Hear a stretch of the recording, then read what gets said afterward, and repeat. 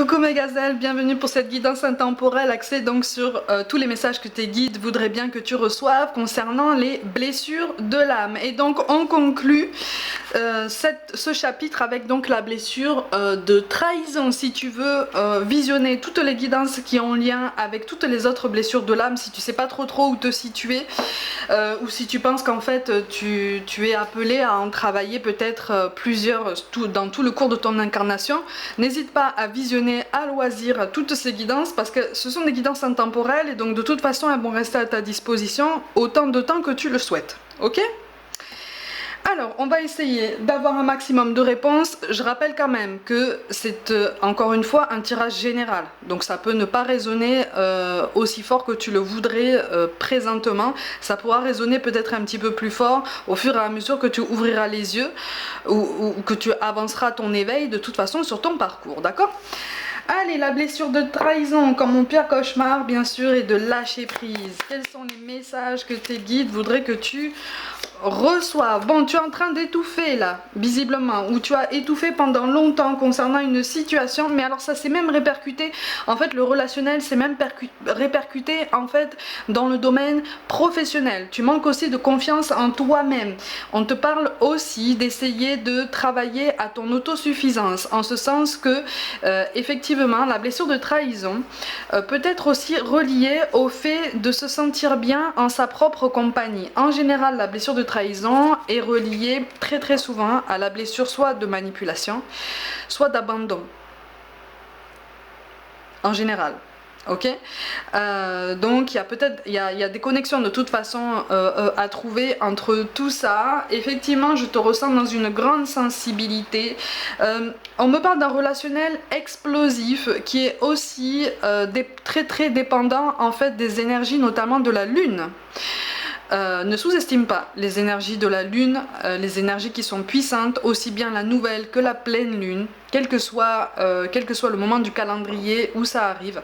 De toute façon, tu peux être impacté plus ou moins fortement au niveau des énergies parce que ça appelle à travailler différents aspects en fait de notre vie, de la gestion de nos émotions, de la gestion de notre vision de la vie.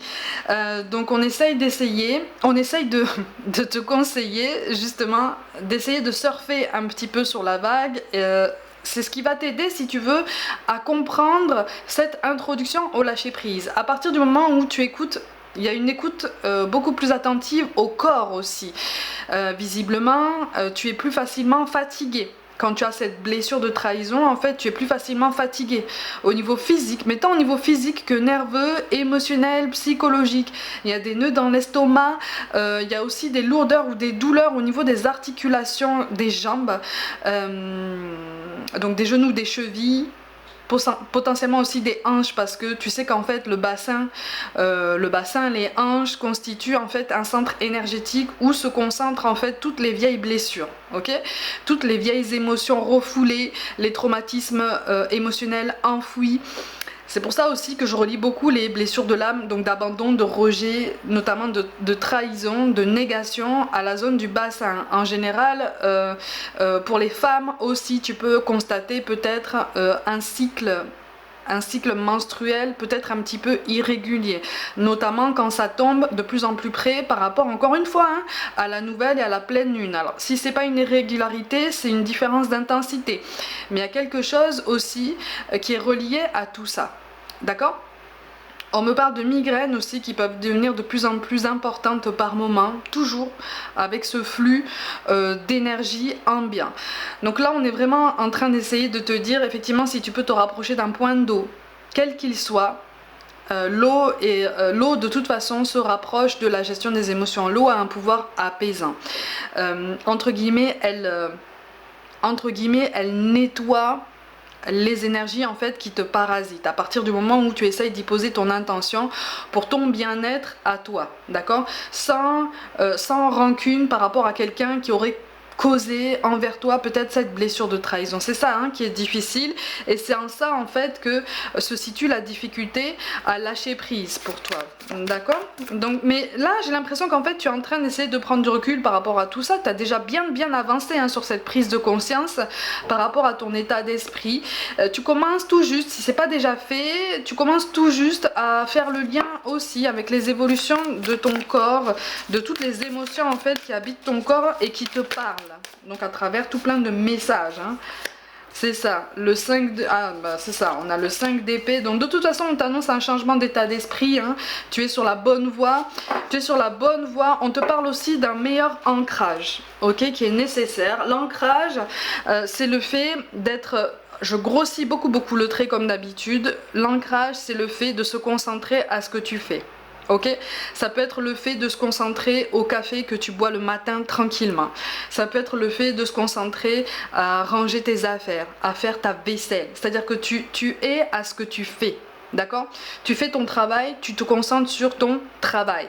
Ok, tu essayes de te détendre, tu te concentres sur ta détente et tu essayes, dès qu'une pensée revient en fait te parasiter par rapport au travail, par rapport à un souci relationnel, par rapport à des inquiétudes, des discours au conditionnel, peut-être des soupçons par rapport à quelqu'un qui partagerait ta vie, hop, essaye de te recentrer sur ton moment de détente ou en tout cas ce que tu es en train de faire présentement.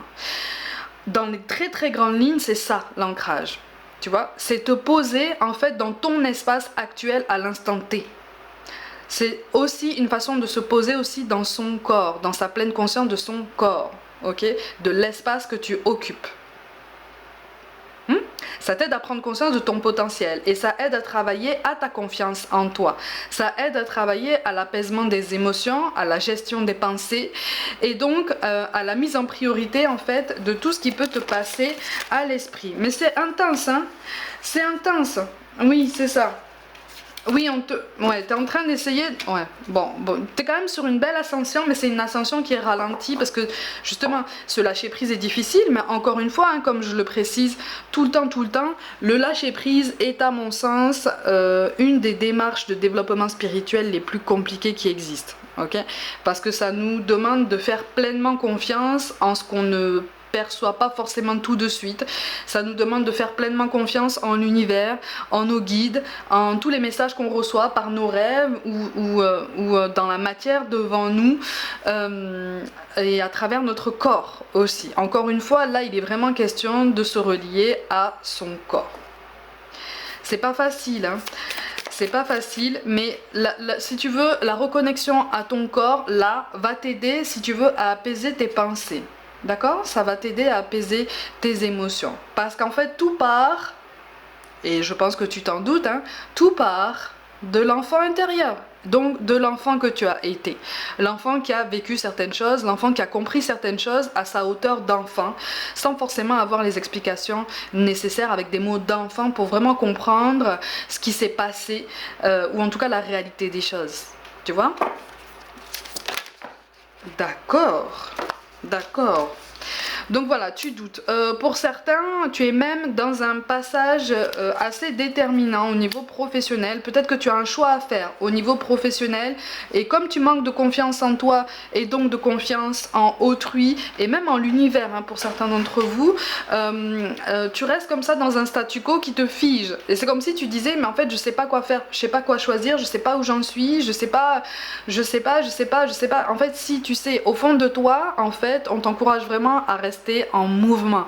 On t'encourage vraiment à essayer déjà de commencer ou recommencer à te faire confiance à toi. En ce sens qu'il n'y a pas de bon ou de mauvais choix. Il n'y a que des choix qu'on fait en conscience des conséquences pour toi, déjà, dans un premier temps.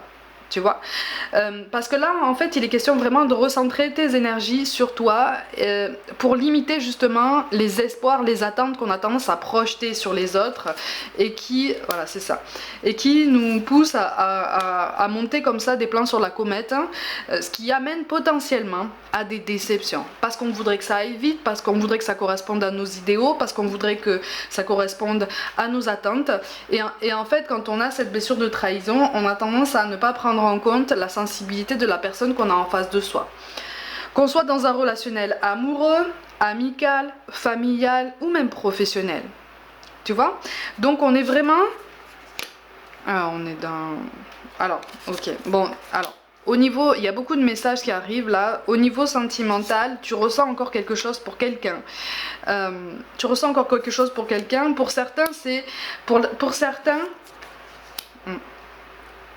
C'est ça. Pour certains, c'est quelqu'un pour qui tu as encore des sentiments. C'est quelqu'un pour qui tu as encore un attachement quand même assez marqué et qui s'est détaché de toi, qui a peut-être aussi de toute façon ravivé cette blessure de trahison. C'est peut-être visiblement quelqu'un qui t'a fait des promesses, hein, qui t'a fait beaucoup de promesses, hein, qui t'a tenu de très beaux discours, qui a eu, comme on dit, la bouche très sucrée avec toi et qui finalement s'en est allé. Parce que dans son état d'esprit, les choses ne devaient pas se passer comme ça, ou en tout cas ne devait pas se passer comme toi tu l'avais imaginé, ou comme toi, ou comme cette personne t'a laissé l'imaginer. D'accord? C'est quelqu'un qui a eu conscience en fait des énergies qu'il ou elle générait en toi, en termes d'espoir, d'attente, potentiellement de dépendance affective aussi, parce que pour certains là il était question visiblement d'une introduction à une dépendance affective ou d'une dépendance ravivée. D'accord? Quelque chose dont tu n'avais pas forcément conscience pour différentes raisons. Tu es entré dans une relation avec cette personne, tu as eu beaucoup d'attentes, cette personne t'a laissé espérer et aussi elle a entretenu ses espoirs, elle a ravivé cette dépendance affective en toi et une fois que cette dépendance a été ravivée, hop, elle est partie. Sans trop forcément te donner d'explications, pour certains il y a eu une énergie tierce effectivement, mais elle est partie assez tard pour que toi tu aies eu le temps d'espérer te projeter, construire des projets de famille, de reconstruction de foyer, de reconstruction de toi-même et peut-être de guérison de cette dépendance affective avec son aide. Sauf qu'en fait une dépendance affective, elle guérit par soi-même. En fait là, cet élément, on est vraiment en train de te dire qu'effectivement cet élément, cette personne là, elle a ravivé cette blessure, cette dépendance accompagnée de cette blessure de trahison pour que tu essayes de comprendre le mécanisme de tes pensées, le mécanisme de ta gestion des émotions. Alors là on est en train de te dire qu'effectivement il n'est pas la peine de tout jeter en termes d'espoir et d'attente au niveau relationnel, d'accord? On t'encourage vraiment à recentrer tes idées, recentrer les choses, ne jette pas tout. Tes idéaux, tes attentes, tes ambitions, même au niveau professionnel comme au niveau relationnel, sont pertinents, d'accord? Si tu ressens le besoin, l'envie de mettre ça en place dans ta vie, c'est que tu te sens appelé vers ça, c'est que c'est pour toi, ok? Pour une toute petite partie d'entre vous, la personne dont je te parle là, elle... comment je peux te dire ça? Elle a su l'ascendant qu'elle avait sur toi. D'accord? Elle a compris très vite l'ascendant qu'elle avait sur toi, elle a compris très vite ce que tu avais envie d'entendre, elle a compris très vite les comportements qui te mettaient en confiance et ceux qui te mettaient dans une angoisse ou dans une appréhension que tu ne pouvais pas forcément expliquer comme ça facilement. Ok? C'est quelqu'un qui a l'habitude de faire ça et c'est quelqu'un qui aime maîtriser les choses et les énergies autour de lui ou d'elle. Donc là on se rapproche aussi d'une énergie entre guillemets de manipulation, d'accord? Mais je parlerai plus de surmaîtrise, d'une volonté de surcontrôler en fait les gens parce que justement on est peut-être aussi sur la blessure de trahison qui remonte à l'enfance pour cette personne aussi. Alors on n'est pas en train d'essayer de lui trouver des excuses, hein, encore une fois. Là, je suis en train vraiment d'essayer de te transmettre tous les messages qui soient pour toi, t'aider à avancer, t'aider à progresser. Donc de toute façon, il ne sert absolument à rien de te mettre une quelconque pression pour essayer de guérir de ça. Ça guérira en temps et en heure, d'accord? Là, on t'encourage vraiment à continuer de te recentrer sur toi, ton équilibre, ta confiance en toi. Là, il est question de confiance et d'estime de soi-même qui a été particulièrement dégradée. Mais encore une fois, parce que ça a été... on a projeté des attentes et parce que cette personne a fait écho à quelqu'un du passé, voire même à plusieurs personnes du passé. Mais là, de toute façon, avec le 9 de coupe, tu es vraiment en train de prendre conscience, tu as quand même assez avancé sur ton développement personnel au sujet de cette blessure de trahison. D'autant plus qu'en dodo deck on a le 7 de pentacles, donc en fait tu as déjà réfléchi, tu as déjà progressé en fait sur cette idée, tu vois, tu as déjà pris conscience de peut-être certains nœuds karmiques, tu as déjà pris conscience de certaines douleurs, de certains schémas répétitifs, d'accord? Donc tu es en train d'essayer de démanteler un petit peu tout ton parcours et de trouver tous les points communs à tout ton relationnel et même un relationnel que tu as rencontré au niveau professionnel, parce que là, ce relationnel-là, il faut le comprendre au sens large. Donc on est dans le personnel, dans le familial, dans l'amical et dans le professionnel. Tu vois, donc ça, en général, ça répercute au moins sur 2 ou 3 cercles. Ok, mais ça c'est normal en fait, hein. C'est normal, j'allais dire c'est classique que ça se répercute de cette façon. Là on t'appelle, si tu veux, à prendre conscience qu'un nouvel équilibre se met en place en toi, parce que tu as déjà quand même pas mal avancé sur ça, hein. Tu as déjà pas mal avancé sur ça, tu as pris conscience de certaines choses. Par contre, tu manques encore d'ancrage, parce que à vouloir démanteler tout ton passé, tes pensées et ta présence ont tendance à rester ancrées mais dans le passé. Ok, là on est vraiment en train de te dire effectivement tu fais une rétrospective, c'est très bien, c'est indispensable, c'est nécessaire, mais pour pouvoir mieux t'ancrer dans ton présent. Ok, la blessure de trahison fait partie justement des blessures de l'âme très intenses qui à mon sens sont très difficiles à guérir. Ça demande du temps, ça demande de l'énergie, ça demande aussi beaucoup de tolérance envers soi-même et aussi envers les autres, mais envers soi-même déjà dans un premier temps. On t'appelle aussi à essayer d'apaiser ta colère, parce que c'est ça qui te provoque des migraines et c'est ça aussi qui peut te provoquer des maux d'estomac. Pour les femmes, encore une fois, il est question des hanches et des jambes. Tu portes peut-être inconsciemment la responsabilité du départ de cette personne. Parce que justement, elle fait écho à quelqu'un du passé. Tu es tellement, si tu veux, en train de réfléchir sur ce parcours pour te libérer de cette blessure, mais tu es en bonne voie, hein. Tu es vraiment en bonne voie. Tu es sur une phase d'éveil, voire même de réveil, qui est assez intense. Mais tu es tellement en train d'essayer de démanteler tout ça, que inconsciemment tu t'imposes une responsabilité sur ton passé qui n'a plus lieu d'être en fait. Tu es en train de travailler sur ça. Donc essaye de faire preuve de beaucoup plus de bienveillance et de tolérance envers toi-même, parce que tu es déjà en train d'ouvrir les yeux sur le plus important. Donc tu es en train de faire déjà le plus gros du travail sur toi et pour toi-même. Tu vois ? Pour ceux qui sont engagés déjà avec quelqu'un et qui souffrent encore de cette blessure de trahison, il y a des non-dits, il y a des choses que tu t'empêches de dire, il y a des soupçons, plus ou moins fondés d'ailleurs, hein. Il y a des choses comme ça, ces fameuses phrases, tu sais, où on a l'habitude de dire, mais ça, normalement, je devrais pas avoir besoin de te le dire. Chacun fonctionne différemment, hein. Tu sais, les hommes et les femmes fonctionnent différemment, tu le sais, donc l'adaptation est appelée à se faire des deux côtés, si tant est que ce soit possible tout le temps. Mais là, en fait, on te dit effectivement, on t'encourage à exprimer tous ces non-dits qui sont trop accumulés, en fait. Tu es en train d'accumuler des choses qui s'entassent dans ton corps. Encore une fois, on en revient à la nécessité de te reconnecter à ton corps et à tous ces messages. Tout le bas du corps. Tout le bas du corps, là, est appelé à être soulagé. Ok, donc le bas du corps en fait est relié à la frustration, à cette sensation de ne pas pouvoir prendre toutes les décisions qu'on voudrait, la frustration de ne pas être compris. Au niveau du système digestif, on a la gestion de la colère aussi, des non-dits. C'est ce qui te pousse si tu veux, et les douleurs aux chevilles notamment sont reliées à la sensation d'avoir peut-être un peu trop de responsabilité, mais là en l'occurrence c'est relié à une culpabilité qui est beaucoup trop forte. Elle est beaucoup trop forte, elle est disproportionnée. Ce sentiment de culpabilité est disproportionné. Tu vois, donc c'est ce qui freine ta progression, tu vois, cette progression dont je te parle depuis le début du tirage. C'est ce qui freine aussi la reconnaissance de toi-même. Tu es en train de te délester, ou en tout cas d'essayer de te délester de poids que tu traînes depuis très très longtemps, justement comme des boulets attachés à ta cheville, tu vois. Donc prends les choses par étapes.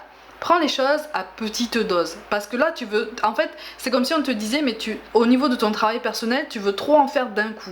Pour ceux qui sont engagés avec quelqu'un, pareil, au niveau de ce qu'on appelle la charge mentale quotidienne, tu en fais trop d'un coup. Tu vois, tu te mets beaucoup trop de pression, beaucoup trop. Tu vois, là on te dit, mais quelque part, de temps en temps, laisse-toi tranquille en fait. Laisse-toi tranquille, donne-toi de la liberté, donne-toi de la fantaisie, n'aie pas peur du jugement des autres. Qu'est-ce que t'en as à faire du jugement des autres? Qu'est-ce que t'en as à faire du regard des autres?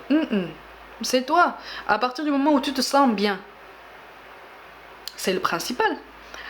À partir du moment où ça ne fait de mal à personne, où ça ne porte préjudice à personne, pourquoi ne pas t'autoriser ces moments-là? Ok? Ne t'inquiète pas, tes doutes ne sont pas fondés, mais effectivement, ça te permettra par après de travailler sur une meilleure évolution de ce qu'on appelle le chakra cœur. Donc l'estime de toi, la confiance de toi et ta capacité, si tu veux, à accepter d'aimer, d'être aimé autant que tu le souhaites, de donner et de recevoir autant que tu le souhaites. Tu vois, ça t'aidera aussi à vibrer sur des fréquences qui attireront des profils qui correspondront davantage à tes attentes. Ok?